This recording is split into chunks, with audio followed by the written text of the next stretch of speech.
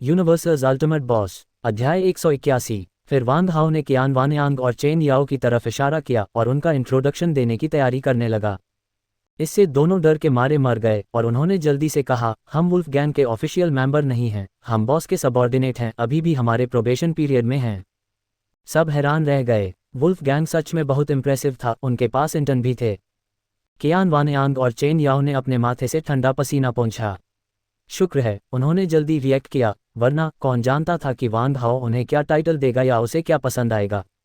लाचार वांग हाओ बस ले जुबान की तरफ इशारा कर सका और उसका इंट्रोडक्शन देने की तैयारी कर रहा था। लेकिन ले जुबान ने वांग हाओ को गुस्से से घूरा, फिर उसका मुंह थोड़ा खुला और कुछ चुपचाप शब्द निकले जिन्हें वांग हाओ तुरंत समझ गया, एक स्पीयर टेक्निक। वांग हाओ थोड़ा मुस्कुराया। स्पीयर टेक्निक के लिए वह ले जुबान को एक शानदार टाइटल देगा। ये हमारे वुल्फ गैंग की Z faced little flying dragon है, वांग हाओ ने इंट्रोड्यूस कराया। वह न सिर्फ रिफाइंड और हैंडसम है, बल्कि बहुत टैलेंटेड और बहुत पढ़ी लिखी भी है। वह दुनिया में एक रेयर रोमांटिक स्कॉलर है और जिन औरतों को वह पटाने की कोशिश करती है वे सभी जानी मानी टैलेंटेड औरतें हैं। रोमांटिक स्कॉलर खासकर टैलेंटेड औरतों को सिड्यूस करती है। ये किंग ने ले जुबान को अलग नज़र से देखा। पिछले 3 रेयर बदमाश थे, लेकिन जब तक कोई एक बेशर्म, घटिया और बदतमीज था तब भी उसे पाने की उम्मीद थी। लेकिन लिटरेरी टैलेंट के साथ खेलना यह कोई भी नहीं कर सकता था। ले जुबान थोड़ा मुस्कुराई, ग्रीटिंग में सिर हिलाया और मन ही मन सोचा, स्पीयर टेक्निक बेकार नहीं गई। हालांकि मैं डैड को निराश कर रही हूं, लेकिन यह मेरी रेप्यूटेशन खराब होने से बेहतर है। जिया वेई ने दुखी होकर अपने गाल फुला लिए। ले जुबान एक रोमांटिक स्कॉलर क्यों थी, जबकि वह एक बदमाश थी जो प्री टीन्स में स्पेशलाइज करती थी। लिंग जियाओ ने जिया वेई को नफरत भरी नज़रों से देखा, जैसे कह रहा हो, अपनी औकात तो जानो। मुझे एक बिगड़ा हुआ इंसान बना दिया गया है जो मर्दों और औरतों दोनों को मारता है, एक बदमाश से भी बुरा, एक जानवर। लियूनियांग एक कोने में छिप गया, बोलने की हिम्मत नहीं कर रहा था। जिया वेई और लिंग जियाओ ने चाहे कुछ भी किया हो, वे फिर भी इंसानों से ही डील कर रहे थे। लेकिन उसे एक याओ बीस्ट के साथ होना था। सबसे दुखी कौन था, क्या तुम सबको अंदाजा नहीं है? उसी समय लियूनियांग खास तौर पर परेशान था। क्या होगा अगर वांग हाओ और ये किंग ने साजिश करके बाद में उसे एक याओ बीस्ट दे दिया? उसे क्या करना चाहिए? इसलिए जितना हो सके कम से कम रहना और ध्यान न खींचना ही सबसे अच्छा था। क्या मैं पूछ सकता हूँ, your excellency Z faced little flying dragon, आपने किन टैलेंटेड औरतों को पटाया है? ये किंग ने मुठ्ठियां भींचकर पूछा। याओटियन फेडरेशन का एक मजबूत पुराना स्टाइल था। वहाँ कई टैलेंटेड आदमी और औरतें थीं और वह उन रोमांटिक जानकारों की बहुत तारीफ करता था जो सिर्फ कुछ कविताओं से उन खूबसूरत टैलेंटेड औरतों को अपनी ओर खींच लेते थे। वे न सिर्फ टैलेंटेड औरतों के साथ सोते थे, बल्कि टैलेंट के लिए अपनी पहचान भी बनाते थे। सच में बदमाशों में सबसे अच्छे, भेड़ की खाल में भेड़िए। बदकिस्मती से उसका टैलेंट लिमिटेड था, वह कविताएं या दोहे नहीं लिख सकता था और इस तरह उन टैलेंटेड औरतों का दिल नहीं जीत सकता था। आखिर में वह सिर्फ ज़बरदस्ती के तरीकों का सहारा ले सकता था, लेकिन उसका मतलब बदल गया था और वह बस उसी लेवल का नहीं था। यह ले जुबान ने अपना माथा खुजलाया, सच में उसे समझ नहीं आ रहा था कि क्या कहे। छोटी उम्र से ही वह भालों से खेलती थी, उसने कब किताबें पढ़ीं और कविताएं लिखीं। वांग हाओ ले जुबान के पास आया और उसके कान में फुसफुसाया, मुझे तुम्हारे पापा की सबसे मजबूत स्पीयर टेक्निक चाहिए। ले जुबान ने अपनी बादाम जैसी आंखों से वांग हाओ को गुस्से से घूरा। उसे इस बदमाश पर भरोसा नहीं करना चाहिए था, वह असल में उसके पापा की सबसे मजबूत स्पीयर टेक्निक पर नजर गड़ाए हुए था। वह पिटाई का हकदार था। तुम दोनों क्या बात कर रहे हो? ये किंग ने हैरानी से पूछा। वांग हाओ थोड़ा मुस्कुराया और कहा, मैं चाहता हूं कि your excellency little flying dragon इस बारे में बात करे कि कैसे उसने एक पोएट्री कॉम्पिटिशन में सबको पीछे छोड़ दिया और एक बेमिसाल सुंदरी का दिल जीत लिया। यह अच्छी तरह से समझाना होगा। ये किंग बहुत खुश हुआ। उसे भीड़ की खाल में ये भेड़िए खास तौर पर पसंद थे और उसे ऐसी कहानियों में बहुत दिलचस्पी थी। लेशुवान ने वांग हाओ को घूरा और फुसफुसाया, उस स्पीयर टेक्निक के लिए कल्टीवेट करने के लिए कम से कम मार्शल एंसेस्टर रेल्म की ज़रूरत होती है। जब तुम मार्शल एंसेस्टर पहुंचोगे तो मैं तुम्हें सिखाऊंगा। वांग हाओ ने खुशी से सिर हिलाया, फिर ताली बजाई। वैसे तो हमारे भाई फेलोंग ने एक बार एक पोएट्री कॉम्पिटिशन में हिस्सा लिया था। कई जाने माने विद्वान आए थे, उन्होंने शानदार कविताएं लिखीं, बहुत टैलेंट दिखाया, जुबानी मुकाबले किए और अपने साथियों से आगे निकल गए।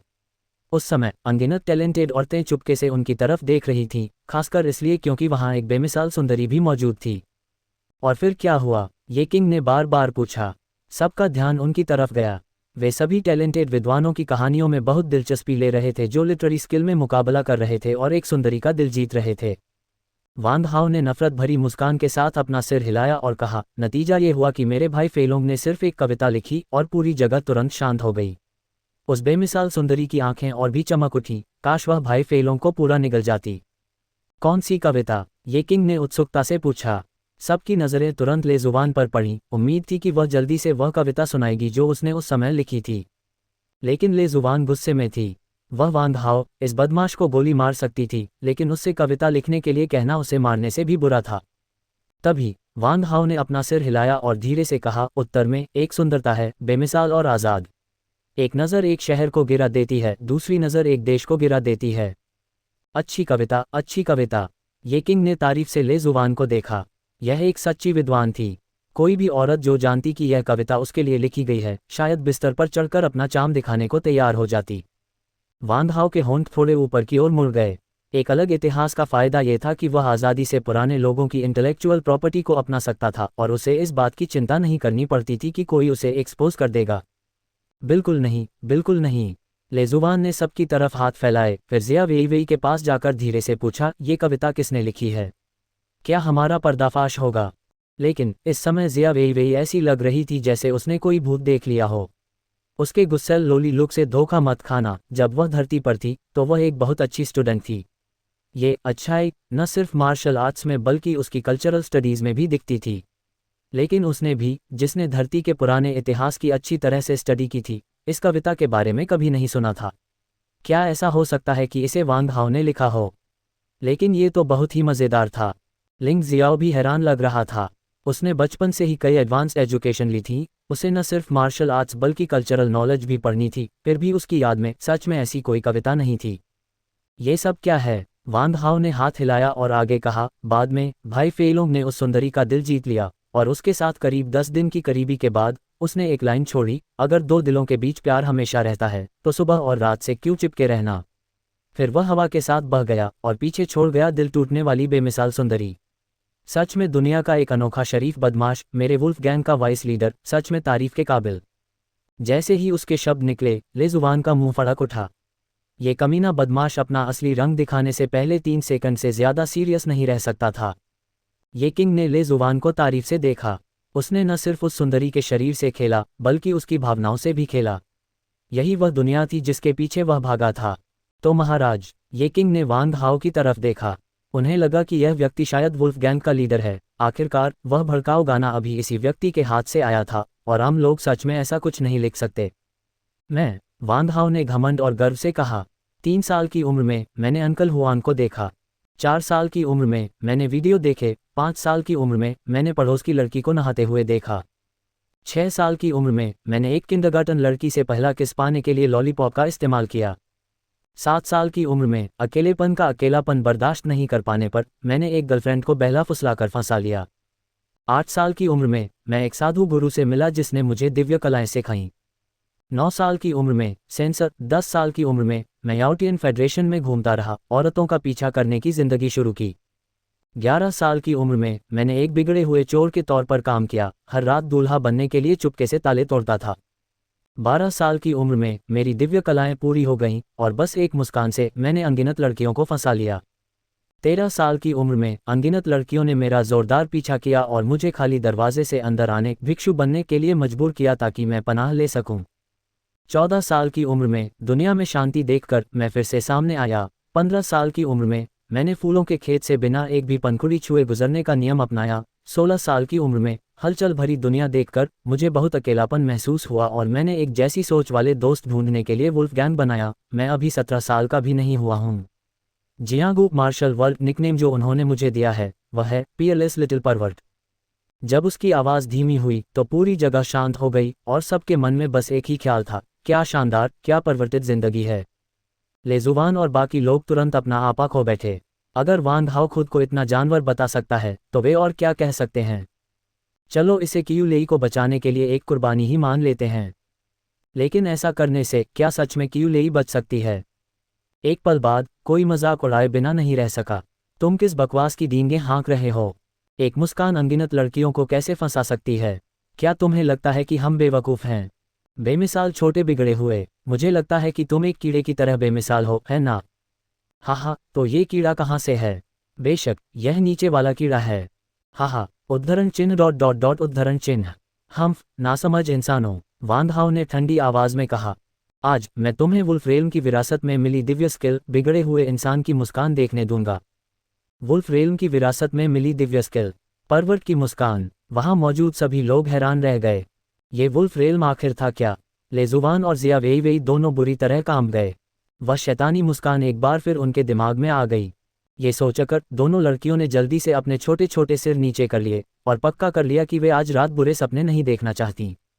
इसी समय वांग हाओ स्टेज पर आया। उसके हाथ में माइक्रोफोन था और वह जोर से चिल्लाया, ऑडियंस में बैठी सभी सुंदरियां इधर देखो।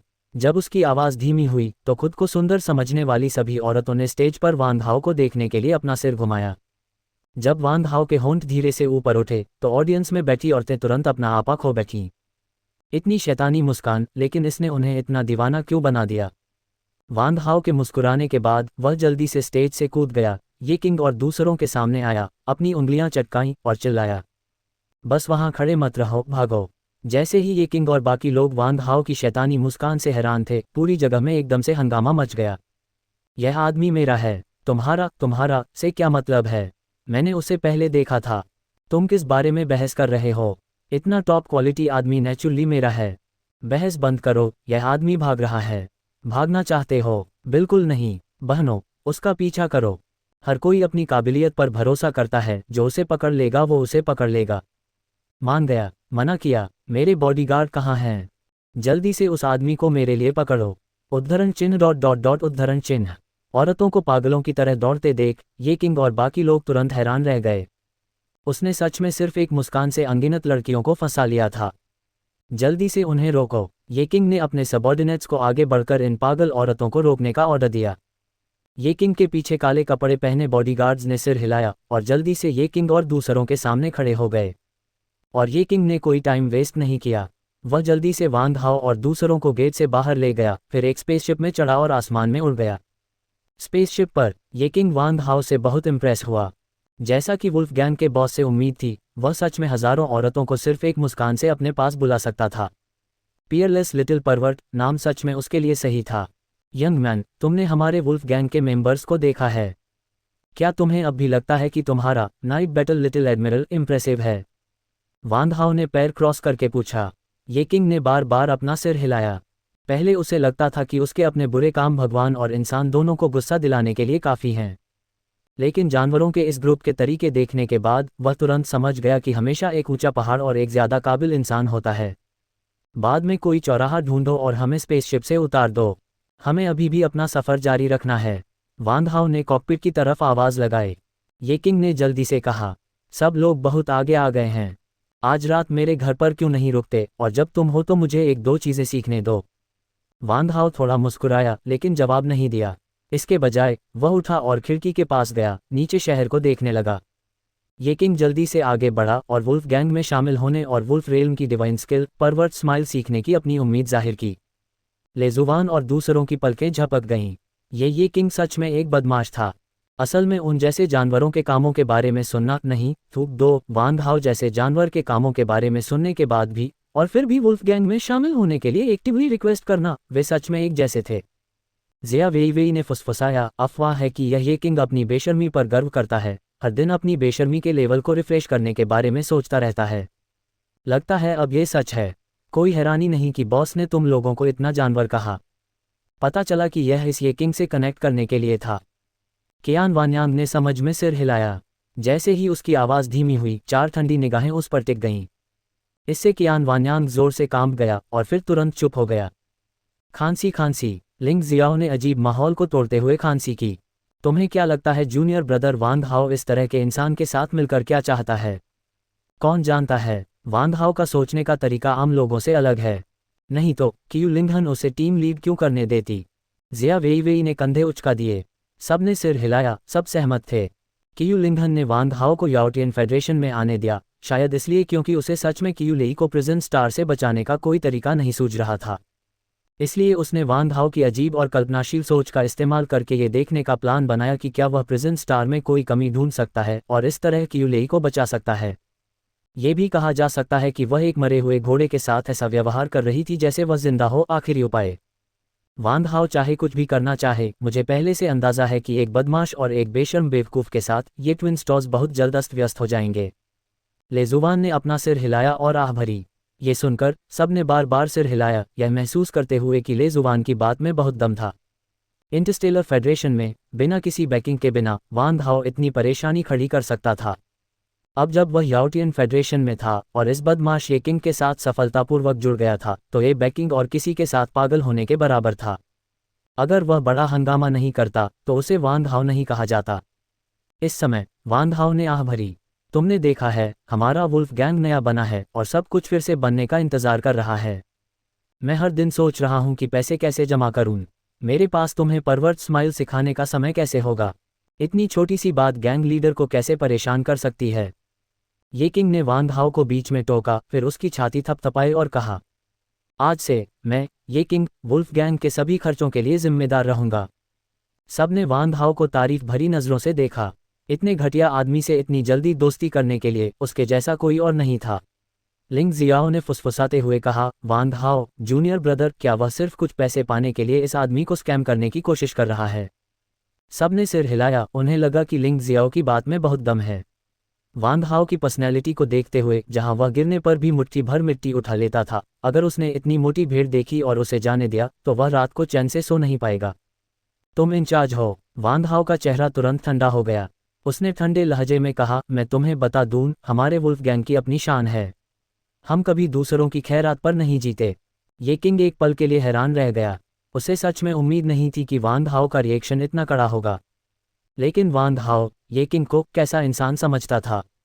क्या वह ऐसा इंसान था जिसे नज़रअंदाज किया जा सके। बच्चे, मैं तुमसे अच्छे से बात कर रहा था क्योंकि हम सब एक जैसी सोच वाले हैं, लेकिन तुमने सच में मुझे नीचा दिखाने की हिम्मत की। ये किंग का चेहरा भी तुरंत ठंडा पड़ गया। क्योंकि वह छोटा था, इसलिए सबको उसके मूड का ध्यान रखना पड़ता था। आज वांग हाओ ने इतनी बेइज्जती करने की हिम्मत की। वह सच में अब और जीना नहीं चाहता था। सबकी पलकें झपक रही थीं और उनके हाथ पहले से ही अपने हथियारों पर थे, किसी भी पल लड़ने के लिए तैयार। वांग हाओ ने ठंडी आवाज में कहा, जब तुम कहते हो कि हम एक जैसी सोच रखते हैं, तो तुम अब भी पैसे का इस्तेमाल करके मेरी बेइज्जती क्यों कर रहे हो। इसका क्या मतलब है। ये किंग ने एक पल सोचा। पैसे से दूसरों की बेइज्जती करना एक बात है, लेकिन इन एक जैसी सोच वाले पार्टनर्स की बेइज्जती करने के लिए पैसे का इस्तेमाल करना, क्या यह अपनी बेइज्जती करने जैसा नहीं था। ये सोचकर ये किंग अजीब सा माहौल कम करने के लिए जोर से हंसा। हाँ भाई, तुमने गलत समझा है। मैं भी वुल्फ गैंग का मेंबर हूँ। गैंग के खर्चों के लिए पैसे देना कोई ज्यादा नहीं है ना। वांग हाओ ने सिर हिलाया। अगर तुम गैंग के लिए सोच रहे हो तो तुम सच में हमारी बेइज्जती नहीं कर रहे हो। लेकिन मैं फिर भी कहना चाहता हूं, तुम जो फंड दे रहे हो वह लिमिटेड है, इसलिए मेरा plan long term steady flow का है। Long term steady flow. ये किंग एक पल के लिए हैरान रह गया। उसे समझ नहीं आ रहा था कि वांग हाओ किस बारे में बात कर रहा है। यंग मास्टर, ये क्या यह आदमी बिजनेस करने की बात कर रहा है। एक काले कपड़े पहने आदमी ने फुसफुसाया। ये किंग का चेहरा ठंडा पड़ गया और उसने काले कपड़े पहने आदमी के पेट में लात मारी, जोर से गाली देते हुए कहा, ध तेरे की, क्या तुझे लगता है कि मैं बेवकूफ़ हूं और मुझे नहीं पता कि वह बिजनेस करने की बात कर रहा है। क्या मुझे याद दिलाने की ज़रूरत है। लेजुवान और दूसरों की पलकें झपक गईं। ये किंग सच में एक बदमाश था जो अपने ही सबॉर्डिनेट के साथ इतना बेरहम था। साथ ही वे ये भी नहीं समझ पा रहे थे कि वांग हाओ ऐसे इंसान से क्यों जुड़ना चाहता था। क्या ऐसे इंसान से दोस्ती करने से सच में क्यू लेई बच सकती थी। वांग हाओ आगे बढ़ा और ये किंग को खींच लिया। भाई, सबॉर्डिनेट के चक्कर में मत पड़ो। बस उसे बाहर खींचो, उसे ज़बरदस्ती कुछ पाउंड का मुत्तेजक खिलाओ और फिर उसे सुअरबाड़े में फेंक दो। बस इतना ही काफ़ी है।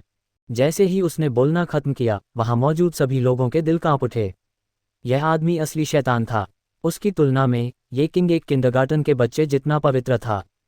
लेकिन ये किंग ने वांग हाओ को थम्स अप किया और जोर से हंसा। गैंग लीडर सच में गैंग लीडर है। ये किंग इम्प्रेस हुआ।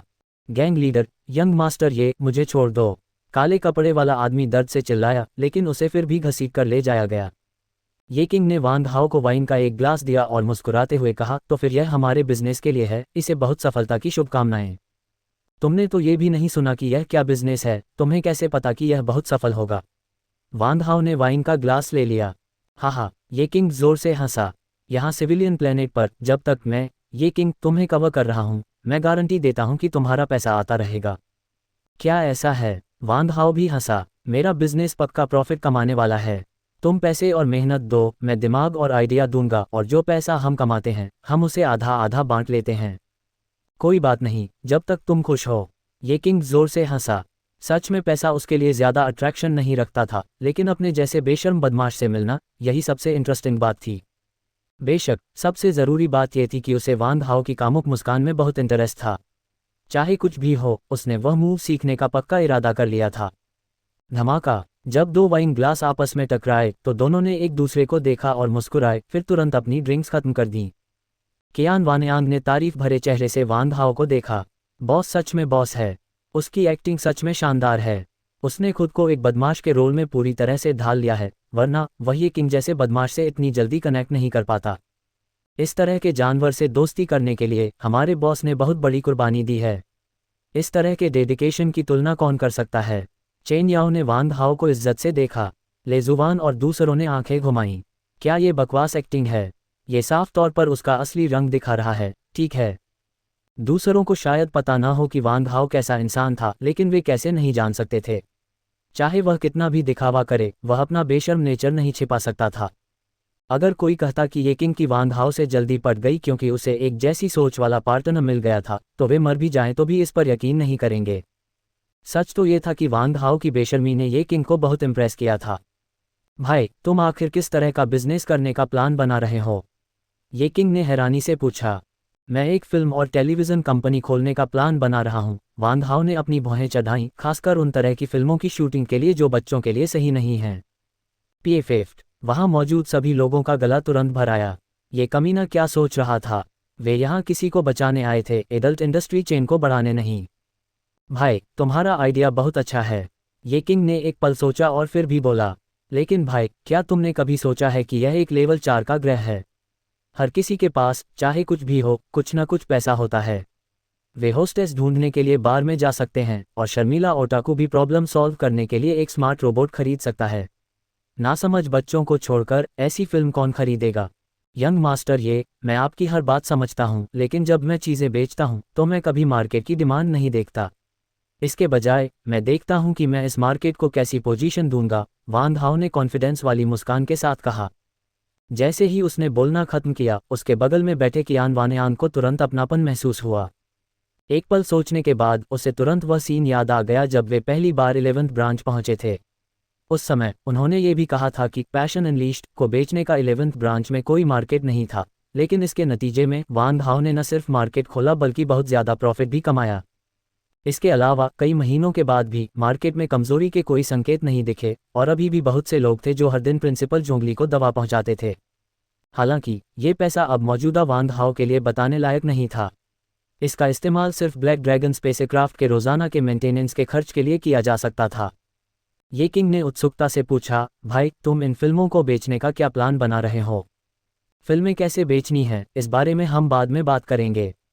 वांग हाओ ने हाथ हिलाया और मुस्कुराते हुए पूछा, हमें सबसे पहले ये सोचना होगा कि एक्ट्रेस कहाँ से मिलेंगी। मुझे लगा था कि यह बहुत बड़ी बात है। ये किंग हंसा और सिर हिलाया। मेयंग बार मेरा है। अंदर की औरतें, अगर तुम्हें लुक्स चाहिए तो उनके पास लुक्स हैं, अगर तुम्हें फिगर चाहिए तो उनके पास फिगर है। और मैं हर रात उनसे बहुत मेहनत करवाता हूँ। बहुत सारी फिल्में पहले ही शूट हो चुकी हैं। अगर तुम्हें वे पसंद आई तो मैं वे सब तुम्हें दे दूंगा। मैं बस एक नया बैच लेने वाला हूँ। जैसे ही उसने बोलना खत्म किया, लेजुवान और जिया वेई की बादाम जैसी आंखें थोड़ी ठंडी हो गईं। उन्होंने कसम खाई कि यह मामला खत्म होने के बाद वे इस बदमाश ये किंग को जरूर मार डालेंगे। रात। ये किंग के नाम की हवेली में वांग हाओ और उसका ग्रुप ये किंग के साथ मेन हॉल में सोफे पर बैठे थे। उनके सामने 1 दर्जन से ज्यादा औरतें करीने से लाइन में खड़ी थीं, जो वांग हाओ और दूसरों को आंख मार रही थीं। ये सभी औरतें फैंटम बार की होस्टेस थीं। ये किंग ने धीरे से कहा, हमारा गैंग लीडर एडल्ट कंटेंट फिल्माने के लिए एक फिल्म और टेलीविज़न कंपनी खोलने का प्लान बना रहा है। वह तुम्हें लीड एक्ट्रेस के तौर पर ढूंढना चाहता है। क्या तुम्हारे कोई सवाल हैं? जैसे ही शब्द निकले, हंसी गूंज उठी। यंग मास्टर, तुम मजाक कर रहे हो। ऐसा नहीं है कि हमने पहले उस तरह की फिल्म नहीं बनाई है। हमारे क्या सवाल हो सकते हैं? यंग मास्टर, मेरी बस एक छोटी सी रिक्वेस्ट है। क्या आप फिल्म के आखिर में लिख सकते हैं कि मैं फैंटम बार में काम करता हूँ? हाँ यंग मास्टर, फैंटम बार लिख दीजिए ताकि हम ड्रिंक से कुछ और पैसे कमा सकें। यंग मास्टर ये, जब तक आप राजी हैं आप आज रात जो चाहें कर सकते हैं। यंग मास्टर ये, प्लीज़। लिंग जियाओ और साइड में खड़े बाकी लोगों ने मुंह बनाया। उन्हें सच में समझ नहीं आ रहा था कि इन बेशर्म औरतों से क्या कहें। असल में जब उन्होंने सुना कि वांग हाओ उस तरह की मूवी बनाने जा रहा है तो वे बहुत गुस्से में थे। उन्हें लग रहा था कि यह समाज के लिए बस एक बेइज्जती है। लेकिन अब जब उन्होंने इन औरतों को देखा जो खुद की इज्जत नहीं करती, तो उनके पास कहने के लिए कुछ नहीं था। गैंग लीडर, अब से वे सब तुम्हारे पीछे चलने को तैयार हैं। तुम जो चाहो कर सकती हो। ये किंग ने अपनी भौहें उठाईं। कोई बात नहीं, मैं जो चाहूंगी ज़रूर करूंगी। वांग हाओ के होंठ थोड़े मुड़े और फिर उसने पूछा, क्या तुम अपनी बाकी ज़िंदगी होस्टेस बनना चाहती हो? लगभग एक दर्जन औरतों ने एक दूसरे को देखा, फिर बार बार सिर हिलाया, ये दिखाते हुए कि वे अपनी बाकी ज़िंदगी होस्टेस बनना चाहती हैं।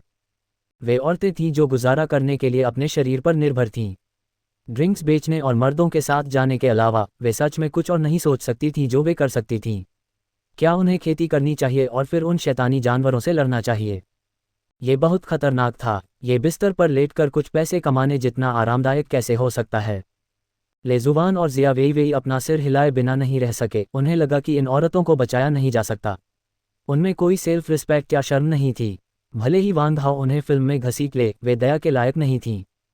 अगर वे सिर्फ दखल देना चाहती थीं, ये औरतें शायद उन्हें धन्यवाद नहीं देंगे, बल्कि सोचेंगे कि वे उन्हें पैसे कमाने से रोक रहे हैं। हम ऊपर आराम करने जा रहे हैं। लेजुवान और जिया वेई उठे और ऊपर आराम करने चले गए। उन्होंने आज बहुत गंदगी देखी थी और उन्हें वापस जाकर अच्छे से आराम करने की ज़रूरत थी। ये किंग को भी कोई फ़र्क नहीं पड़ा। ऐसी होस्टेस के लिए इन दोनों, खासकर लेजुवान की नज़र में आना वाकई मुश्किल था। वह एक टैलेंटेड औरत थी, तो वह इस तरह के इंसान को कैसे देख सकती थी? वांग हाओ ने भी दोनों औरतों को नज़रअंदाज किया, लेकिन आह भरते हुए कहा, क्या तुम ऐसी सेलिब्रिटी नहीं बनना चाहती जिन्हें हर कोई पसंद करे? सेलिब्रिटी? होस्टेस हैरान रह गईं, और ये किंग भी हैरान रह गया। क्या वह फिल्म नहीं करने वाला था? ये सेलिब्रिटी तक कैसे पहुंच गया? क्या वह इन औरतों को सेलिब्रिटी बनाना चाहता था? क्या ये रियलिस्टिक था? गैंग लीडर, मुझे बिल्कुल समझ नहीं आ रहा कि तुम अब क्या करना चाहते हो। क्या आप मुझे बता सकते हैं? ये किंग ने उत्सुकता से पूछा। यंग मास्टर ये, जब आपको कोई बड़ा और ताकतवर स्टार दिखे और अचानक उस तरह का कोई वीडियो सामने आए, तो आप क्या कहेंगे? क्या आप जाकर उसे देखेंगे? वांग हाओ ने जवाब में पूछा। ज़रूर, आपको देखना चाहिए। ये किंग ने बार बार कहा। एक बड़ा और ताकतवर सुंदर बड़ा स्टार अब दुनिया को हर एंगल से दिखाया जा रहा है। जब तक वह आदमी है, कौन जाकर नहीं देखेगा? बोलने के बाद ये किंग को अचानक एहसास हुआ, गैंग लीडर, तुम्हारा मतलब है उन्हें फेमस करना और फिर उन फिल्मों को एक्सपोज करके पैसा कमाना? हाँ, वांग हाओ मुस्कुराया और सिर हिलाया। गैंग लीडर, मुझे लगता है कि तुम जो कर रहे हो वह पूरी तरह से मुसीबत मोल लेना है। ये किंग ने अपना सिर हिलाया और तुरंत उसकी दिलचस्पी खत्म हो गई। तुमने कहा था कि तुमने उन्हें फेमस करने के लिए पैसा और समय खर्च किया और फिर उस तरह के वीडियो को एक्सपोज किया जो उनके करियर को बर्बाद करने के बराबर है। इस तरह का बिजनेस एक बेवकूफ़ भी जानता है कि यह घाटे का सौदा है। वांग हाओ कॉन्फिडेंस से मुस्कुराया। यंग मास्टर ये, दूसरों के लिए किसी को फेमस करने में समय और पैसा लगता है, लेकिन मेरे लिए, जब तक मैं चाहूँ, मुझे भरोसा है कि मैं उन सभी को 3 दिनों के अंदर फेमस कर सकता हूँ। ग्लोरियस हेवन फेडरेशन और इंटरस्टेलर फेडरेशन में फेमस होना पहले की धरती से बहुत अलग नहीं था। एक था फिल्में बनाना और दूसरा गाना। लेकिन ग्लोरियस हेवन फेडरेशन और इंटरस्टेलर फेडरेशन के लिए, जहां हर कोई मार्शल आर्ट की प्रैक्टिस करता था, रोमांस फिल्मों में भी मार्शल आर्ट के एलिमेंट होने चाहिए थे। ये हैंडसम या खूबसूरत होने के बारे में नहीं था, बल्कि इस बारे में था कि क्या यह इंसान लड़ सकता है और कुछ मार्शल आर्ट फिलॉसफी भी दिखा सकता है, वरना कोई मार्केट ही नहीं था। इसलिए वांग हाओ ने कभी फिल्में बनाने के बारे में नहीं सोचा था। लेकिन जब गाने की बात आई तो उसे लगा कि कोई प्रॉब्लम ही नहीं है। ज़माना कितना भी बदल जाए, मर्दों और औरतों के बीच का प्यार पक्का नहीं बदलेगा, इसलिए लव सॉन्ग मेन थीम बन गए। और अलग हिस्ट्री की वजह से ऐसा नहीं था कि वह जैसा चाहे कॉपी कर सकता था। कुछ होस्टेस को फेमस करना तो बस बहुत आसान था। ये किंग और भी कंफ्यूज हो गया और उसने पूछा, जब तुम उन्हें फेमस बना सकते हो तो तुम उन्हें बर्बाद करने के लिए उस तरह की फिल्म क्यों बनाना चाहते हो? ये किंग की राय में किसी सेलिब्रिटी को मशहूर करना सोने के अंडे देने वाली मुर्गी के बराबर था, लेकिन वांग हाओ ने उन्हें फिल्म करने देने पर जोर दिया, जो सोने के अंडे देने वाली मुर्गी को पूरी तरह से मारना था। क्योंकि मुझे यह एहसास पसंद है। वांग हाओ जोर से हंसा। मैं कौन हूँ? वुल्फ गैंग का गैंग लीडर। अगर मैं उसे मशहूर करना चाहूँ तो वह ज़रूर मशहूर हो जाएगी। अगर मैं उसे मशहूर नहीं करना चाहूँगा तो वह वापस जाकर ड्रिंक्स बेचेगी। ताली ताली ताली। ये किंग ने बार बार ताली बजाए और वांग हाओ को तारीफ से देखा। गैंग लीडर का दायरा सच में बहुत बड़ा है और उसकी बेशर्मी की हद दुनिया को हैरान कर देने वाली है। मैं सच में तुम्हारी तारीफ करता हूँ। ये लिंग जियाओ ने अपना माथा रगड़ा। उसे लगा कि यह छोटा भाई पहले से ही अजेय था। कम से कम बेशर्मी के रास्ते पर वह पहले से ही एक अजेय अस्तित्व था। कियान वानयांग और चेन याओ, दो छोटे भाई, वांग हाओ से और भी ज्यादा इंप्रेस हुए। अगर उन्हें ये किंग जैसे घटिया लोगों से डील करना पड़ता तो वे शायद वांग हाओ जितने रिलैक्स और कंफर्टेबल कभी नहीं हो पाते। हालांकि ली युनयांग यह मानना नहीं चाहता था, लेकिन वह असल में अपने दिल में वांग हाओ की तारीफ करता था। आखिर ये किंग के साथ इतनी जल्दी घुल मिल जाना और पैसे और औरतों से मांगना, सच में ऐसा कुछ नहीं था जो हम लोग कर सकते थे। साथ ही वह ये भी समझ गया कि क्यू लिंगहान वांग हाओ को टीम लीड क्यों करने देगा, क्योंकि इस आदमी के पास न केवल कई ट्रिक्स थीं, बल्कि वह हर तरह के लोगों से आसानी से डील कर सकता था। अगर वह फिल्में बनाता तो शायद उसने अनगिनत ऑस्कर जीते होते। कहाँ वांग हाओ ने विनम्रता से कहा, फिर मुस्कुराया। आज रात देर हो रही है यंग मास्टर, ये को वापस जाकर अच्छे से आराम करना चाहिए। कुछ भाइयों से बातें करने के बाद हम कल शुरू करेंगे। ठीक है ठीक है ठीक है। ये किंग ने सिर हिलाया, फिर होस्टेस के एक बड़े ग्रुप से घिरा हुआ ऊपर चला गया। जहां तक वांग हाओ और बाकी लोगों के बीच होने वाली बातचीत की बात है, उसे उसमें बिल्कुल भी दिलचस्पी नहीं थी, क्योंकि पैसा कमाना उसके लिए बहुत स्ट्रेसफुल था। इस बार किसी औरत को ढूंढकर उसके साथ फ्लिंग करना बेहतर था। यह आदमी सच में बहुत कंजूस है, कियान वानयांग ने दुखी होकर बड़बड़ाते हुए कहा कि वह सारी बार गर्ल्स को अपने साथ ले गया है, उनके लिए एक भी नहीं छोड़ी। तुम क्या बात कर रहे हो? लिंग जियाओ ने कियान वानयांग को घूरा। हम यहाँ लोगों को बचाने आए हैं, इन बार गर्ल्स को लेने नहीं। अगर तुम्हें कुछ चाहिए तो वापस आने पर मैं तुम्हें ट्रीट दूंगा। भाई लिंग मजाक कर रहा था। कियान वानयांग ने जल्दी से मुस्कुराया। मैं ये बर्दाश्त नहीं कर सकता ये किंग, मैं उन बार गर्ल्स के बारे में नहीं सोच रहा था। ली युनयांग ने कियान वानयांग की तरफ देखा। जैसा कि उम्मीद थी, जो कोई भी वांग हाओ को अपना बॉस मान सकता था, वह अच्छा नहीं था। लिंग जियाओ ने सिर हिलाया, फिर वांग हाओ की तरफ देखा और पूछा, जूनियर ब्रदर, तुम असल में क्या करने का प्लान बना रहे हो? वांग हाओ मुस्कुराया। सीनियर ब्रदर कियान वानयांग, चेन याओ, तुम तीनों मेरे कमरे में आओ और हम इस पर ठीक से बात करेंगे। वांग हाओ, तुम्हारा इससे क्या मतलब है? ली युनयांग का चेहरा तुरंत ठंडा पड़ गया। मामलों पर बात करना और उसे शामिल न करना, वह खुद को क्या समझ रहा था? इसका कोई मतलब नहीं है। वांग हाओ धीरे से हंसा। बस इतना है कि तुम्हारे पास अभी भी जरूरी मामले हैं, इसलिए मैं तुम्हें शामिल नहीं करूंगा। जरूरी मामले? सब थोड़े हैरान थे। वे अभी अभी ग्लोरियस स्काई फेडरेशन में आए थे, वहां क्या जरूरी मामले हो सकते हैं? वांग हाओ मुस्कुराया और ज्यादा कुछ नहीं कहा। वह बस लिंग जियाओ, कियान वानयांग और चेन याओ के साथ चला गया, गुस्से में ली युनयांग को पीछे छोड़कर। कमरे में लिंग जियाओ खुद को पूछने से रोक नहीं सका, जूनियर ब्रदर, तुमने ली युनयांग के साथ ऐसा बर्ताव क्यों किया? क्योंकि वह मिलिट्री से है और मिलिट्री और रॉयल एकेडमी बहुत करीब हैं। अगर मैं उसे टारगेट नहीं करूंगा तो किसे टारगेट करूं? वांग हाओ की आंखों में एक ठंडी चमक आ गई। यह अजीब होता अगर रॉयल एकेडमी को उस बदकिस्मत आदमी के साथ ऐसा बर्ताव करने के लिए मिलिट्री का सपोर्ट न मिला होता। लिंग जियाओ ने आह भरी, उसे तुरंत मामले की असली बात समझ आ गई। उस समय वांग तियानी ने मार्शल की वह पोजीशन छीन ली थी जो गुवान यिंगजी की होनी चाहिए थी, जिसकी वजह से मिलिट्री के बड़े बड़े लोग भी वांग तियानी को हमेशा अपने लिए कांटे की तरह देखते थे। लेकिन वांग तियानी एक दिलदार इंसान थे और सैनिक उन्हें बहुत प्यार करते थे, साथ ही सूम्यू जैसे बूढ़े लोगों का सपोर्ट भी था। इसलिए अगर वे मिलिट्री के बड़े लोग वांग तियानी को हटाना भी चाहते तो यह उतना असलियत में मुमकिन नहीं था। लेकिन वांग तियानी के गायब होने के बाद वे मिलिट्री के बड़े लोग इसे और बर्दाश्त नहीं कर सके और उन्होंने अपना गुस्सा वांग हाओ पर निकाला। ये कहना कि वांग हाओ के दिल में अब कोई गुस्सा नहीं है, पक्का मजाक होगा। और ली युनयांग, मिलिट्री के भविष्य के उभरते सितारे के तौर पर, स्वाभाविक रूप से वांग हाओ का बदला लेने का मेन टारगेट। बेशक सबसे ज़रूरी बात यह थी कि वांग हाओ इस समय सिर्फ ली युनयांग को ही धमका सकता था, वह दूसरे मिलिट्री मेंबर्स को बिल्कुल भी नहीं धमका सकता था। कियान वानयांग और चेन याओ कंफ्यूज थे। बॉस का मिलिट्री और रॉयल एकेडमी से झगड़ा कैसे हो सकता है? अगर भविष्य में तुम्हें किसी चीज़ की ज़रूरत हो तो बस मुझे बता देना, सीनियर ब्रदर तुम्हें ज़रूर सपोर्ट करेंगे। लिंग जियाओ ने वांग हाओ के कंधे पर थपथपाया। उस समय मैं तुम्हारे साथ पोलाइट नहीं रहूंगा। वांग हाओ धीरे से हंसा, उसे लगा कि यह सीनियर ब्रदर बहुत शरीफ है। लिंग जियाओ मुस्कुराया, फिर हैरानी से पूछा, जूनियर ब्रदर, तुम ये किंग से जुड़ गए हो और एक फिल्म और टेलीविज़न कंपनी बना रहे हो, तुम असल में क्या करने का प्लान बना रहे हो? बेशक मैं लोगों को बचा रहा हूँ। वांग हाओ हंसा। तुम्हें पता होना चाहिए कि मैं हेवनली इंपीरियल डिवाइन थंडर पाने का पक्का इरादा कर चुका हूँ। लिंग जियाओ ने त्योरियां चढ़ाईं। लेकिन मैं सच में यह नहीं समझ पा रहा कि एक फिल्म और टेलीविज़न कंपनी शुरू करके और उन बार गर्ल्स को प्रमोट करके लोग कैसे बच सकते हैं। क्या तुम सब ने इंटेलिजेंस की पढ़ाई नहीं की है? वांग हाओ बिस्तर पर बैठ गया, एक गाजर निकाली और उसे सो रहे लिटिल वाइट की नाक के सामने रख दिया। लिटिल वाइट ने अपनी छोटी सी नाक सूंघी, आंखें बंद की, मुंह के कोने से लार टपकाए और धीरे से कहा, गाजर गाजर। लिंग जियाओ ने हंसते हुए अपना सिर हिलाया। ये खरगोश सच में खाने का शौकीन था। सोते हुए भी उसे गाजर का लालच आ सकता था। उसके जैसा कोई और नहीं था। बॉस पिछले कुछ दिनों से दो लोगों के बारे में पूछ रहे हैं, एक का नाम ये किंग है और दूसरे का नाम डू फैंग है, कियान वानयांग ने कहा। Du Fang. लिंग जियाओ ने भौहें चढ़ाईं और एक पल सोचा और जल्दी से याद आया कि डू फैंग कौन था। इस जेमिनी स्टार पर झाओ कुन बिना किसी शक के नंबर 1 इंसान था।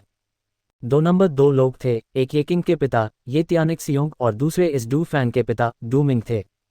क्योंकि दोनों जनरल लेवल पर थे और दोनों नंबर 2 थे, इसलिए जाहिर है कि वे एक दूसरे से सहमत नहीं थे और लगातार खुले और छिपे हुए झगड़ों में लगे रहते थे। हालांकि डू मिंग की एक बात ये त्यानिक सियोंग से ज़्यादा मजबूत थी और वह ये थी कि उसका बेटा डू फैंग पूरी तरह से एक युवा जीनियस था।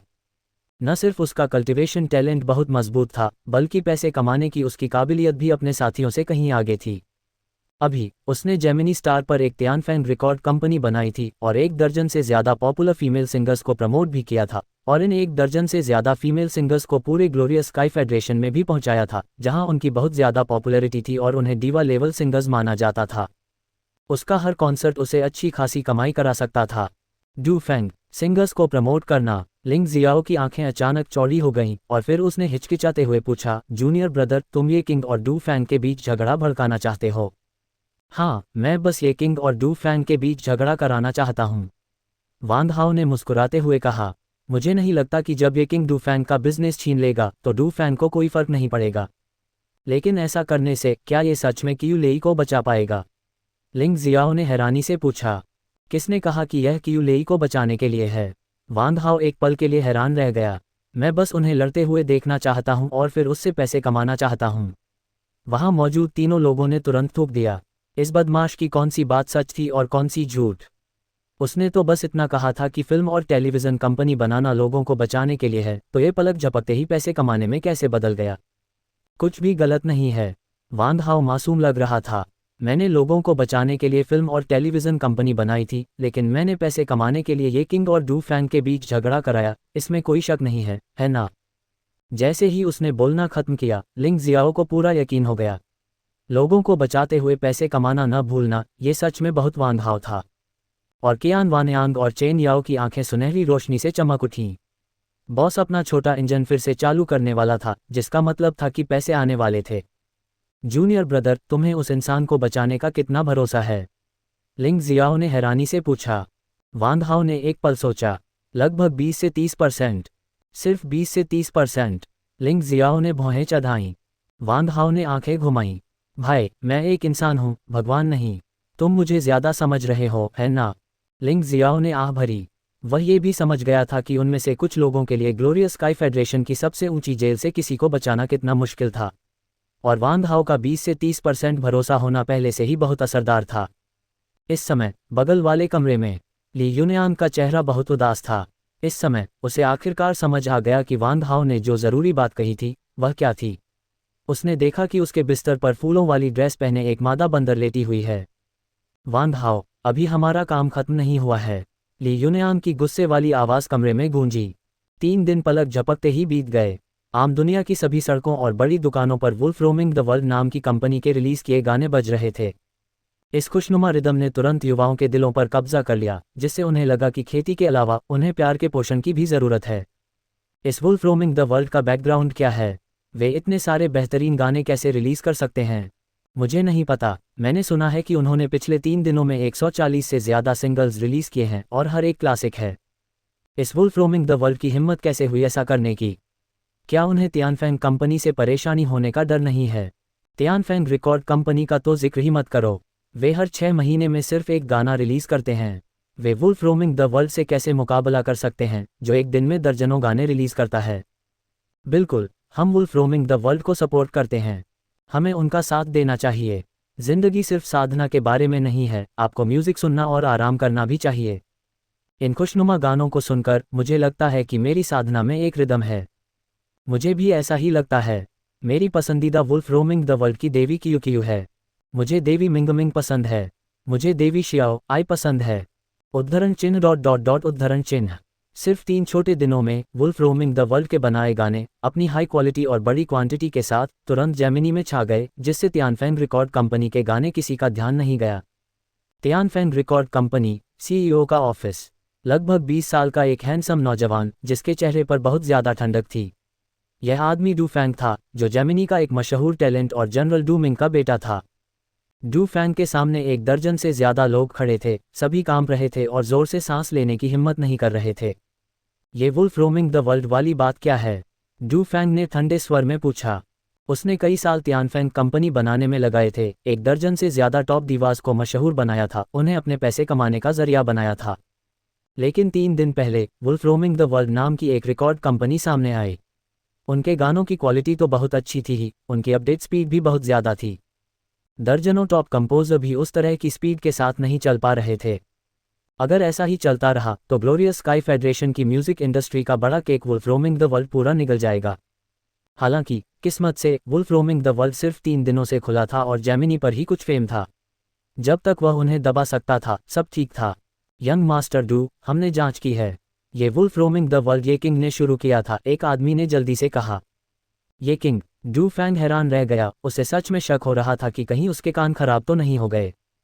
क्या उस तरह का कमीना जो सिर्फ अपनी पैंट उतारना और फिर ऊपर करना जानता हो, इस तरह की कंपनी शुरू कर सकता है? हाँ, young master Du, Wolf roaming the World का बॉस सच में ये किंग है, उस आदमी ने बार बार सिर हिलाया। डू फैंग ने भौहें चढ़ाकर पूछा, उसने कितने कंपोजर हाई किए? वे क्या प्राइस दे रहे हैं? क्या उन्हें पछाड़ने की कोई उम्मीद है? जब ये गाने सड़कों और गलियों में फैल गए तो उसे समझ आया कि जिन दिवास को उसने फेमस किया था उनके मुकाबले ये कंपोजर ही असली खजाने थे।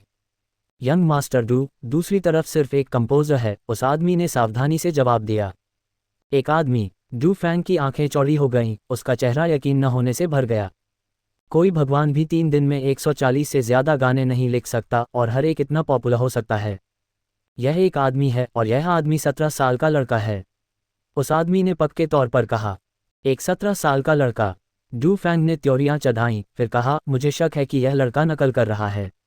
तुरंत इन गानों की जांच करो। वहां मौजूद सभी लोगों ने बेबसी से आह भरी। यंग मास्टर डू, हमें भी लगा था कि यह लड़का भी नकल कर रहा है, लेकिन हमने सभी गानों की तुलना की जिसमें इंटरस्टेलर फेडरेशन के गाने भी शामिल थे और एक भी गाना नकल नहीं था। नामुमकिन। डू फैंग ने बार बार सिर हिलाया। उसे बिल्कुल यकीन नहीं हो रहा था कि एक 17 साल का लड़का इतने सारे लव सॉन्ग कैसे लिख सकता है। यह ज़रूर किसी लव सेंट ने लिखा होगा जिसने कई रिलेशनशिप देखे होंगे। वहां मौजूद लोगों ने एक दूसरे को देखा। शुरू में उनके चेहरे पर एक जैसा भाव था, लेकिन जांच के बाद वे बस इस पर यकीन कर सकते थे, वरना कोई और वजह नहीं थी। Dot dot dot dot dot dot dot dot dot. Wolf roaming the world company Wang Hao hostess के एक ग्रुप से घिरा हुआ था।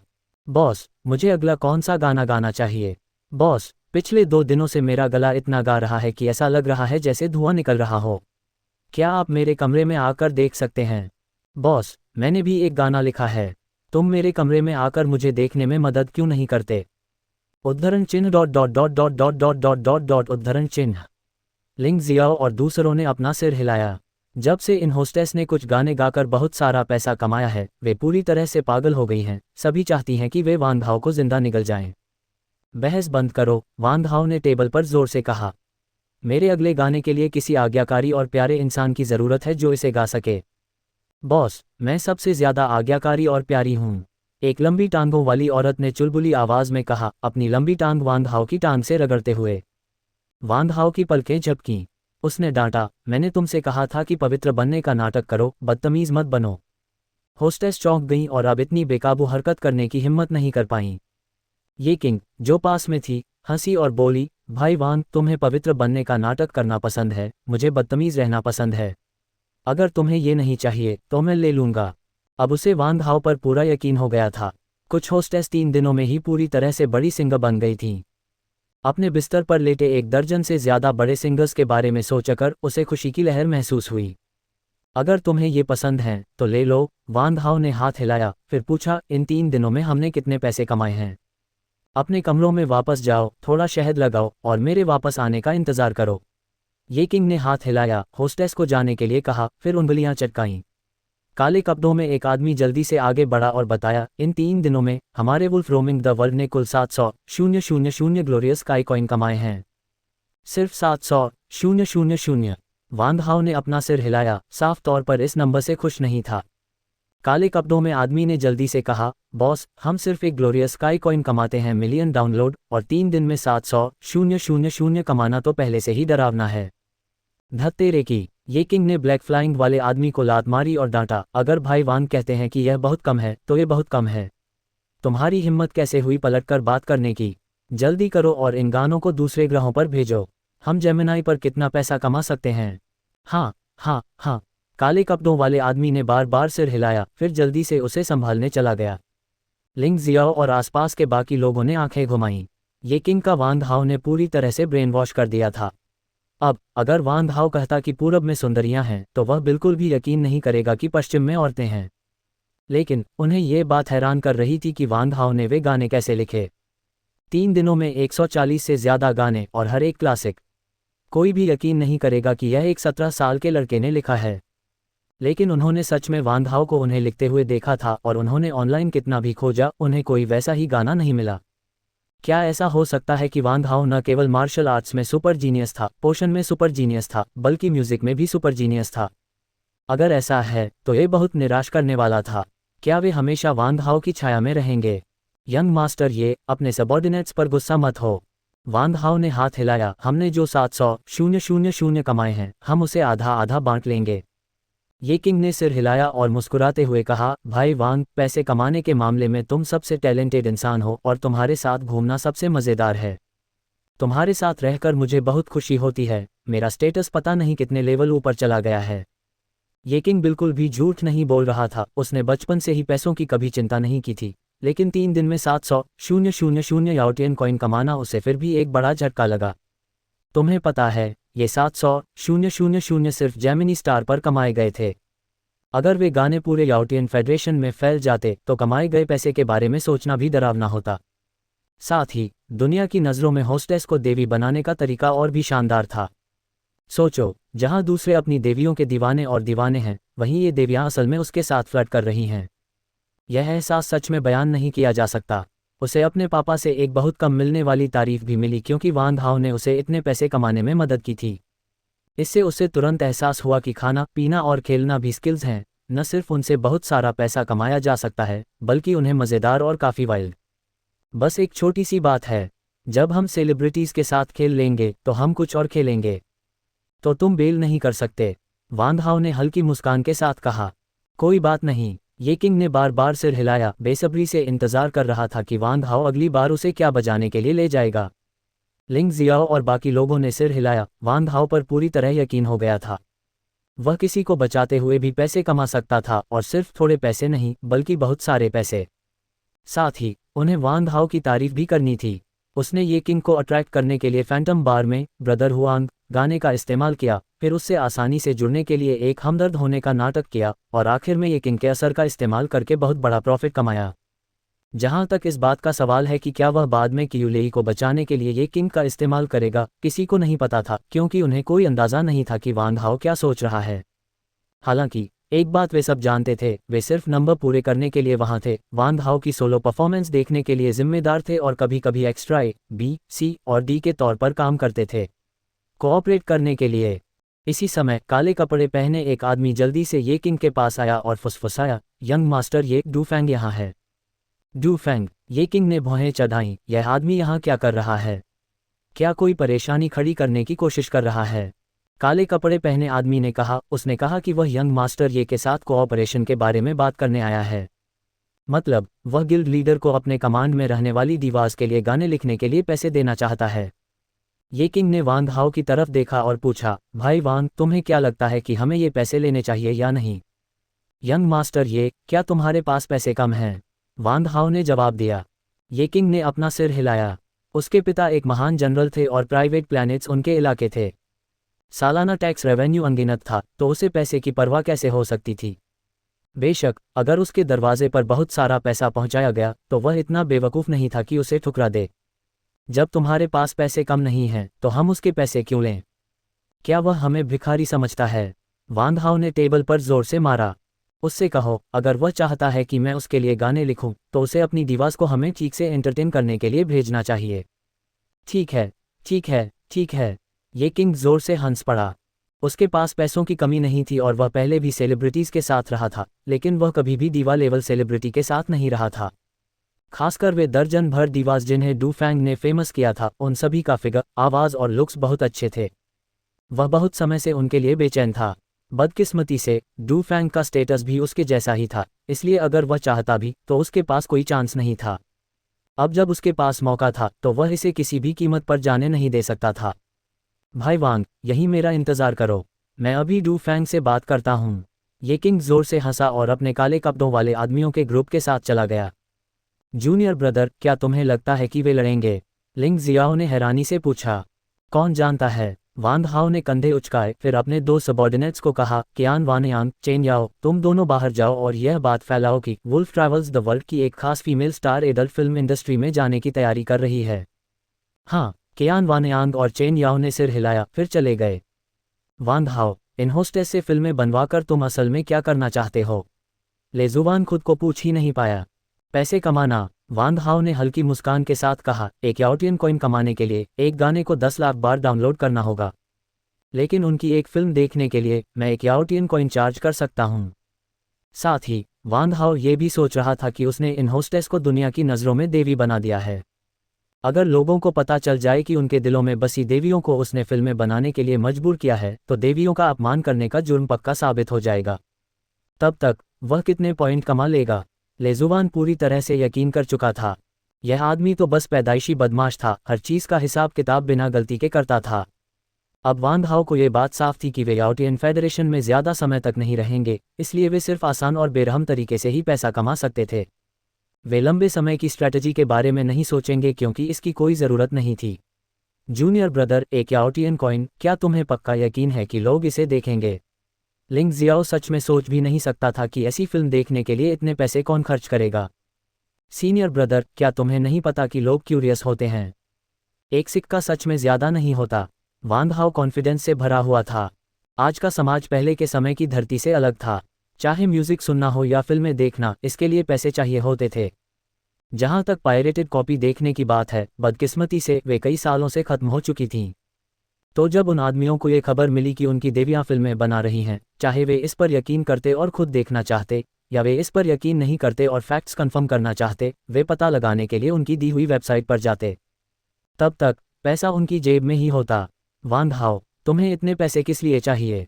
जिया वेईवेई ने बहुत कंफ्यूज होकर पूछा। वे अभी याओटियन फेडरेशन में थे, इसलिए भले ही उन्होंने बहुत सारे याओटियन सिक्के कमा लिए हों, वे इंटरस्टेलर फेडरेशन में वापस लाने पर काम के नहीं होंगे। क्या वांग हाओ ने ये सब यहीं खर्च करने का प्लान बनाया था? अफसोस, वांग हाओ ने आह भरी, मेरा मेचा ग्रेट वुल्फ अब काफ़ी नहीं है, इसलिए मैं एक और एडवांस्ड मेचा खरीदना चाहता हूँ। मुझे लगता है कि ये किंग अपने पापा से एक खरीदने में मेरी मदद ज़रूर करेगा। सबके मुंह खुले रह गए, उनका दिल बैठ गया। जब वे अपने परिवार से पैसे मांग रहे थे, तब वांग हाओ ने अपने कमाए हुए पैसे से अपना सामान बदलवा लिया था, और यह सिर्फ आमतौर पर बहुत बढ़िया नहीं था। जब वे अभी भी अपने परिवार से पैसे मांग रहे थे, तब वांग हाओ अपना सारा सामान बदलने की तैयारी कर रहा था, और उसने लेवल 3 मेचा ग्रेट वुल्फ को भी नीची नज़र से देखा। सब लगभग एक ही उम्र के थे, तो इतना बड़ा फर्क क्यों था? क्या सिर्फ इसलिए कि वे वांग हाओ जितने बेशर्म नहीं थे? अरे, ये तो सच था। हरामी, कमीने डू फैंग, तुम बस मेरा इंतज़ार करो, मेरा अभी मन नहीं भरा। थोड़ी देर में ये किंग की गाली देने वाली आवाज़ आई, जिससे साफ पता चल रहा था कि उसका और डू फैंग का झगड़ा हो गया है। वांग हाओ का मुंह ऊपर की ओर मुड़ गया। जब तक वह उन्हें थोड़ा और उकसाता, डू फैंग और ये किंग पक्का जंग छेड़ देते। तब तक जब वे लड़ने लगते तो न सिर्फ उसके पास देखने के लिए एक शो होता, बल्कि उसे कुछ फ़ायदे भी मिल सकते थे। यंग मास्टर, ये नाराज़ मत हो। चूंकि यह डू फैंग नहीं जानता कि उसके लिए क्या अच्छा है, इसलिए हमें उसके साथ तमीज़ से पेश आने की ज़रूरत नहीं है, वांग हाओ ने जल्दी से दिलासा दिया। भाई वांग, क्या तुम्हारे पास उस डू फैंग को सबक सिखाने में मेरी मदद करने का कोई तरीका है? ये किंग का हौसला तुरंत बढ़ गया। वह कह सकता था कि वह बचपन से ही डू फैंग के साए में रहा है। जब भी वह बाहर किसी मुसीबत में पड़ता तो उसके पापा हमेशा कहते, तुम डू फैंग से क्यों नहीं सीखते। इससे जब भी वह डू फैंग को देखता तो उसे कमतर महसूस होता। अगर वांग हाओ के पास डू फैंग को सबक सिखाने का कोई तरीका होता तो वह तुरंत सिर ऊंचा करके गर्व से जी सकता था। तरीका बहुत आसान है, वांग हाओ मुस्कुराया। अब जब हमारा वुल्फ वॉकिंग द वर्ल्ड इतनी तेजी पकड़ रहा है तो डू फैंग की तियानफैंग रिकॉर्ड कंपनी हमारा मुकाबला बिल्कुल नहीं कर सकती। जब तक आप ये खबर जारी करते रहेंगे कि डू फैंग को लगता है कि म्यूजिक मार्केट अच्छा नहीं चल रहा है और वह तियानफैंग रिकॉर्ड कंपनी को बेचने का प्लान बना रहा है, तो क्या स्टॉक की कीमत नहीं गिरेगी। और वे डिवास तियानफैंग रिकॉर्ड कंपनी के साथ साइन की हुई हैं, डू फैंग के साथ पर्सनली नहीं। तब तक जब यंग मास्टर ये तियानफैंग रिकॉर्ड कंपनी खरीद लेंगे तो क्या वे सब तुम्हारी नहीं हो जाएंगी। अच्छा अच्छा अच्छा, ये किंग बहुत खुश हुआ। जब तक वह तियानफैंग रिकॉर्ड कंपनी खरीद सकता है तब तक कौन कह सकता है कि भविष्य में डू फैंग उससे बेहतर है। और तो और वे म्यूजिक डिवास भी उसका कलेक्शन बन जाएंगी, जो बहुत एक्साइटिंग था। भाई वांग सच में एक अच्छा भाई है जो मेरा इतना ध्यान रखता है। ये किंग खुद को खुश हुए बिना नहीं रह सका। वांग हाओ ने न सिर्फ उसे बहुत सारा पैसा कमाने में मदद की बल्कि उसके लिए खड़ा भी हुआ और उसे औरतें ढूंढने में भी मदद की। उसे ऐसा भाई कहाँ मिल सकता है। अगर यंग मास्टर ये सच में मुझे भाई मानते हैं तो मेरी किसी चीज़ में मदद क्यों नहीं करेंगे। वांग हाओ ने मुस्कुराते हुए कहा, कोई बात नहीं भाई, वांग का बिजनेस मेरा बिजनेस है।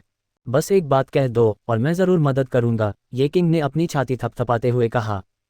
लिंग जियाओ और दूसरों ने आंखें घुमाईं। वांग हाओ ने पिछले कुछ दिनों में ये किंग को बहुत सारे फायदे दिए थे और अब उसके असली इरादे आखिरकार दिखने लगे थे। मैं एक मेक खरीदना चाहता हूं और मुझे उम्मीद है कि यंग मास्टर ये मदद कर सकते हैं, वांग हाओ ने कहा। एक मेक खरीदें, ये किंग जोर से हंस पड़ा। मुझे लगा कि यह कोई बड़ी बात है। मैं बाद में अपने पापा को फ़ोन करूंगा और उनसे तुम्हारे लिए एक लेवल 4 मेक भेजने को कहूंगा। पैसे या ऐसी किसी भी चीज़ का जिक्र मत करना। लिंग जियाओ और बाकी लोग चुप थे। वांग हाओ सच में वांग हाओ था। ये किंग से जुड़ने के कुछ ही दिनों के बाद वह सच में ये किंग को अपनी मर्जी से लेवल 4 मेक मुफ्त में देने के लिए राज़ी कर सकता था। ये काबिलियत सच में डरावनी थी। यंग मास्टर, ये लेवल 4 मेक काम नहीं करेगा, वांग हाओ ने अपना सिर हिलाया। मुझे लेवल 5 का बड़ा मेक चाहिए। बेहतर होगा कि उन कई 100 मीटर ऊंचे ट्रांसफॉर्मर में से कोई एक। पीएफएफ। ये किंग, जिसने अभी अभी वाइन का एक घूंट लिया था, उसने तुरंत उसे थूक दिया। ये क्या बकवास है, एक लेवल 5 का बड़ा मेक और एक कई 100 मीटर ऊंचा ट्रांसफॉर्मर। ये चीज़ याओटियन फेडरेशन द्वारा युद्ध के मैदान में इस्तेमाल किया जाने वाला एक सीमित हथियार था। इसकी पूरी ताकत एक मार्शल सम्राट को पूरी तरह से टक्कर दे सकती थी। अगर उसके पापा को इतना बड़ा मेक मिल भी जाता तो भी पैसे बहुत ज़्यादा होते। इसे कौन ऐसे ही दे सकता है। लिंग जियाओ और बाकी लोग पूरी तरह से मान गए थे। वांग हाओ कितना भी बदल जाए, वह मौका मिलते ही एक निवाला ज़रूर लेने की अपनी पर्सनैलिटी नहीं बदल सका। भाई वांग, तुम्हें जैसा मेक चाहिए वह याओटियन फेडरेशन मिलिट्री का तुरुप का इक्का है। ये किंग ने अपना सिर हिलाया। अगर मेरे पापा इसे ले भी लेते तो उनके पास इसे खरीदने के लिए इतने पैसे नहीं हैं। मैं तुम्हें सलाह देता हूं कि तुम इसके बारे में मत सोचो, कहीं तुम याओटियन फेडरेशन मिलिट्री का ध्यान न खींच लो, जो बुरा होगा। जैसे ही उसने बोलना खत्म किया, लिंग जियाओ और बाकी लोग वांग हाओ को आंख मारते रहे, उसे इशारा करते हुए कि वह और न मांगे, नहीं तो याओटियन फेडरेशन मिलिट्री का ध्यान खींचना सच में बहुत मुश्किल होगा। आखिरकार लेवल 5 के बड़े मेक में कई हाईटेक टेक्नोलॉजी थी। अगर ये दुश्मन के हाथ लग गया और उन्होंने इसकी कमजोरियों पर रिसर्च की तो उनके रिसर्च के लिए खर्च किया गया बहुत सारा पैसा और समय बर्बाद हो जाएगा। इसलिए एक बार जब ये बड़ा मेक दूसरों के हाथ लग गया तो चाहे वह कोई भी हो, वे यूज़र की पहचान की जांच करेंगे कि वह उनका अपना है या दुश्मन का जासूस। वांग हाओ ने इशारों को नज़रअंदाज किया और आह भरी, अफसोस, मैं असल में इसे यंग मास्टर ये से अपने पास मौजूद 40% शेयर से खरीदना चाहता था, लेकिन चूंकि यंग मास्टर ये मदद नहीं करेंगे तो भूल जाओ। 40% शेयर। ये किंग की आंखें चमक उठीं और वह सोचने लगा कि वांग हाओ को वह बड़ा मेक दिलाने में मदद करे या नहीं। काले कपड़ों में एक आदमी आगे आया और ये किंग के कान में फुसफुसाया, यंग मास्टर, ये वुल्फ वॉकिंग द वर्ल्ड के डेवलपमेंट की अभी की रफ्तार को देखते हुए ये पक्का ज़्यादा से ज़्यादा 3 साल में याओटियन फेडरेशन की म्यूज़िक इंडस्ट्री पर कब्जा कर लेगा। तब तक ये हर दिन बहुत सारा पैसा कमा रहा होगा। एक लेवल 5 का बड़ा मेक ज़्यादा से ज़्यादा 4 साल में वापस कमाया जा सकता है। यह कोई घाटे का सौदा नहीं है, ये किंग ने सोचा और उसे लगा कि काले कपड़ों वाले आदमी की बात सही थी। हालांकि लेवल 5 के बड़े मेक की कीमत बहुत ज़्यादा थी, लेकिन वह ज़्यादा से ज़्यादा सोने की मुर्गी थी, जबकि वुल्फ वॉकिंग द वर्ल्ड सोने के अंडे देने वाली मुर्गी थी। एक बेवकूफ़ भी चुन सकता है। यंग मास्टर असल में मुझे सिर्फ खेलने के लिए लेवल 5 का बड़ा मेक चाहिए, वांग हाओ ने पैर थपथपाते और जम्हाई लेते हुए कहा। जब तक आप बड़े मेक को यहाँ लाएं और मुझे 2 दिन इसके साथ खेलने दें, बस इतना ही काफ़ी है। सच में, ये किंग अचानक खड़ा हो गया। अपनी बात का पक्का आदमी। वांग हाओ ने अपना हाथ बढ़ाया। एक थप्पड़ के साथ ये किंग ने वांग हाओ के हाथ पर ताली बजाई और फिर हंसा, क्योंकि भाई वांग ने ऐसा कहा है, मैं मिलिट्री से वह बड़ा मेक लाने में तुम्हारी मदद करूंगा। ये कहकर वह छोटे भाइयों के एक बड़े ग्रुप के साथ चला गया। जहां तक बात है कि वह खबर फैलाएगा और तियानफेंग रिकॉर्ड कंपनी को खरीदने की तैयारी करेगा या घर जाकर अपने पापा से वह बड़ा मेक मांगेगा, ये वांग हाओ का काम नहीं था। छोटे भाई, तुमने सिर्फ एक बड़े मेक के साथ खेलने के लिए इतनी बड़ी कीमत चुकाए। लिंग जियाओ ने वांग हाओ को ऐसे देखा जैसे वह कोई बेवकूफ़ हो। एक लेवल 5 का बड़ा मेक सच में बहुत अच्छा था, लेकिन सिर्फ कुछ दिन खेलने के लिए इतनी ज़्यादा कीमत देना, ये बहुत ज़्यादा और मनमानी थी, है ना? अगर वह हार गया तो वह अब वांग हाओ नहीं रहा। ले जुबान ने आंखें घुमाईं। अगर मुझे ठीक से याद है तो वांग हाओ का डायमेंशनल स्पेस बहुत डरावना है। एक बड़ा मेक उसमें ज़रूर फिट हो सकता है। बिल्कुल नहीं। लिंग जियाओ ने यकीन न करते हुए वांग हाओ को देखा। एक न्यू ह्यूमन के पास भी मार्शल मास्टर लेवल पर इतना बड़ा डायमेंशनल स्पेस नहीं होगा, है ना? ओह, मुझे सच में उम्मीद नहीं थी कि मेरे छोटे जुबान को अब भी याद है कि मेरा डायमेंशनल स्पेस बहुत बड़ा है। वांग हाओ ने एक आईब्रो उठाई। क्या तुम बहुत समय से मुझसे चुपके से प्यार करते हो? कैसा रहेगा अगर हम आज अपना रिश्ता कन्फर्म कर दें? ले जुबान ने वांग हाओ को घिनौनी नज़र से देखा। इस बिगड़े हुए बदमाश से निपटने का सबसे अच्छा तरीका था उसे नज़रअंदाज करना। ली युनयांग ने वांग हाओ को गुस्से से घूरा। ये बदमाश फिर से उसके सामने अपनी देवी के साथ फ्लर्ट कर रहा था। अगर उसे नहीं पता होता कि वह वांग हाओ को हरा नहीं सकता, तो वह ज़रूर जाकर वांग हाओ से लड़ता, पुरानी और नई दोनों शिकायतें निपटाता। जिया वेईवेई ने ले जुबान का छोटा सा हाथ पकड़ा और सबकी तरफ हाथ हिलाया। ले जुबान और मैं कुछ दिनों के लिए जंगल में ट्रेनिंग करने जा रहे हैं। अगर कुछ होता है तो हमें मैसेज करना। अफसोस, ये सच में बहुत दुख की बात है। वांग हाओ ने आह भरी। अब तो 2 औरतें भी डेट पर जा सकती हैं।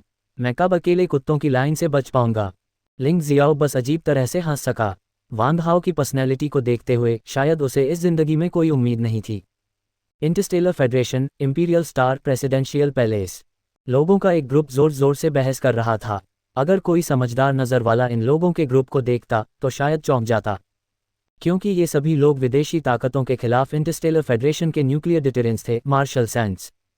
इनमें 4 बड़ी यूनिवर्सिटी के प्रिंसिपल, सू म्यू और दूसरे, साथ ही कियूलिंग हान और फार्मेसी गिल्ड के 2 वाइस प्रेसिडेंट, बिंग कियाओ और मोली भी थे। और इनमें से बहुत सारे मार्शल सैंड्स गुस्से से कियूलिंग हान को देख रहे थे। फार्मेसी गिल्ड के वाइस प्रेसिडेंट मोली ने कहा, कियूलिंग हान, हमें कोई फर्क नहीं पड़ता कि तुम दूसरों को ब्लेजिंग हेवन फेडरेशन में भेजते हो, लेकिन वांग हाओ को भेजना तुम्हारी गलती है। अगर वांग हाओ को कुछ हो गया तो हमारी फार्मेसी गिल्ड और स्काईफायर कंपनी खत्म नहीं होगी। बूढ़े मो, वांग हाओ का ब्लेजिंग हेवन फेडरेशन में जाना मेरी मंजूरी से हुआ था, इसका कियूलिंग हान से कोई लेना देना नहीं है, सू म्यू ने कहा। बिंग कियाओ ने अपनी भौहें सिकुड़ते हुए रूखेपन से कहा, सू म्यू, तुम पागल हो क्या? वांग हाओ एक फार्मासिस्ट है, तुम उसे मार्शल आर्टिस्ट की ट्रेनिंग नहीं दे सकते। हम्फ, वो तियानलुन ने नाक से कुड़ी, इस बच्चे ने मार्शल आर्ट्स का रास्ता चुना, इसलिए वह एक मार्शल आर्टिस्ट है। यहाँ इतना सेंटिमेंटल मत बनो। मोली गुस्से में था। वांग हाओ ने मार्शल आर्ट्स चुना था, लेकिन वह हमारे फार्मेसी गिल्ड का मेंबर भी है। तुमने उसे बिना कुछ कहे इतनी खतरनाक जगह पर भेज दिया, हमारे फार्मेसी गिल्ड को पूरी तरह नज़रअंदाज करते हुए। हुआ जिक्सू जल्दी से आगे बढ़ा, सब लोग कम बोलो। अब जब कुछ हो गया है तो हमें बच्चों की सेफ्टी पक्की करने के बारे में सोचना चाहिए, यहाँ बहस नहीं करनी चाहिए। ये सुनकर मार्शल सैंड्स ने आखिरकार बहस करना बंद कर दिया।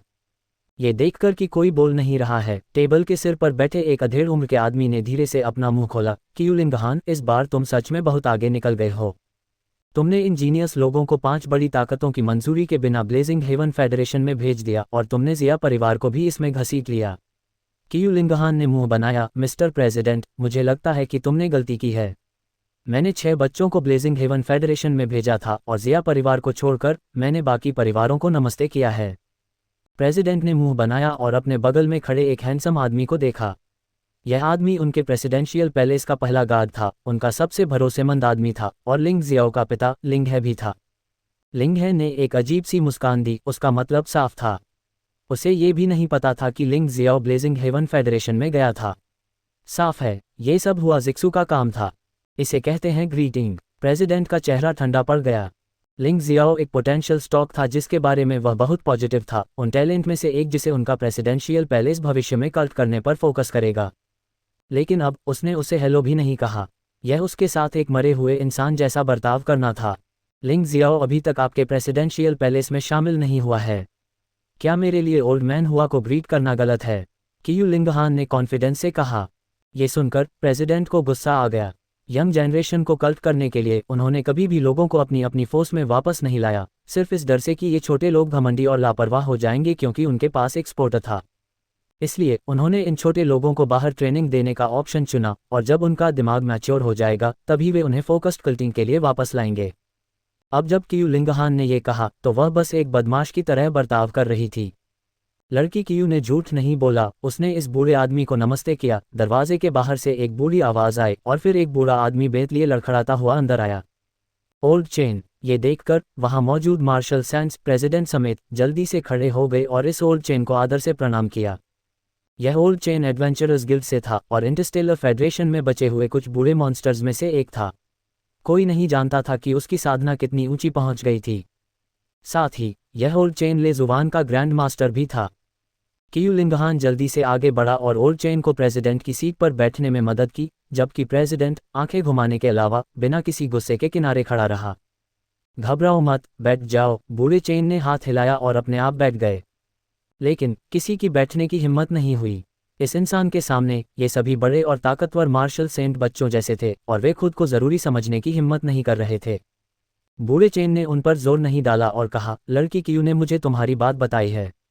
असल में सब लोग परिवार वाले हैं, बहस करने की कोई ज़रूरत नहीं है। अगर ब्लेजिंग हेवन फेडरेशन ने हमारे कुछ बच्चों को पकड़ने की हिम्मत की तो हम साथ जाकर देखेंगे कि वे उन्हें हमें सौंपने की हिम्मत करते हैं या नहीं। सब ने आंखें घुमाईं। ये बूढ़ा आदमी भी एक बूढ़ा बदमाश था। अगर स्काईफायर कंपनी का कियूलेई पकड़ा जाता तो उन्हें इस बात की बिल्कुल भी परवाह नहीं होती, क्योंकि 100 साल बाद वे खुलेआम स्काईफायर कंपनी को बांट सकते थे। लेकिन अगर उनके बच्चे भी पकड़े जाते तो सच में एक होकर ब्लेजिंग हेवन फेडरेशन को उन्हें छोड़ने के लिए मजबूर करने के अलावा कोई और रास्ता नहीं था। जहां तक बात है कि ब्लेजिंग हेवन फेडरेशन उन्हें छोड़ेगा या नहीं, उन्हें 100% यकीन था कि वे छोड़ेंगे। आखिर कुछ बच्चों के लिए इंटरस्टेलर युद्ध कौन लड़ेगा सिवाय एक बेवकूफ़ के। ज़्यादा से ज़्यादा वे मुआवजा देंगे और अपने बच्चों को छुड़ाने के लिए कुछ पैसे खर्च करेंगे। तो कियू लिंगहान ने उन्हें शुरू से ही धोखा दिया, जिससे वे एक ही मोर्चे पर खड़े होने के लिए मजबूर हो गए। इस समय कियू लिंगहान ने कहा, सब लोग, इस बार सच में मेरी गलती है। अगर बच्चे पकड़े गए तो फिरौती मेरी स्काईफायर कंपनी देगी। अगर बच्चे कियूलेई को सफलतापूर्वक बचा लेते हैं तो मैं सबको एक बड़ा गिफ्ट पैकेज ज़रूर दूंगा। ये सुनकर मार्शल सैंड्स के पास कहने के लिए कुछ नहीं था। अगर बच्चे पकड़े गए तो उन्हें पैसे नहीं देने पड़ेंगे, अगर वे पकड़े नहीं गए तो इसका मतलब था कि बच्चों को ट्रेनिंग का मौका मिला। ये डील नुकसान वाली नहीं थी, चाहे आप इसे किसी भी तरह से देखें। इसके अलावा बच्चे पहले ही ब्लेजिंग हेवन फेडरेशन में आ चुके थे, वे सहमत होने के अलावा और क्या कर सकते थे। ये देखकर कि सब सहमत हो गए हैं, ओल्ड चेन थोड़ा मुस्कुराया, चून की मामला सुलझ गया है, मेरे पास नीचे बताने के लिए एक खबर है। मार्शल सैंड्स ने जल्दी से सम्मान से सुना। इस बार मैंने युआन गुआन की बेटी को ब्लेजिंग हेवन फेडरेशन में जाने दिया। मेरा प्लान इस ग्रैंड डिसाइपल को तैयार करने का है। आगे से अगर तुम में से कोई कमज़ोर लोगों को धमकाने की हिम्मत करे तो इस बूढ़े आदमी को बदतमीजी के लिए दोष मत देना। जैसे ही ये शब्द निकले, ओल्ड चेन की आंखें अचानक चौड़ी हो गईं और एक ठंडी रोशनी सीधे सबके दिमाग में गई। पूरे कमरे में जगह तुरंत ठंडी हो गई, जिससे लोगों को ऐसा लगा जैसे वे किसी बर्फ की गुफा में गिर गए हों।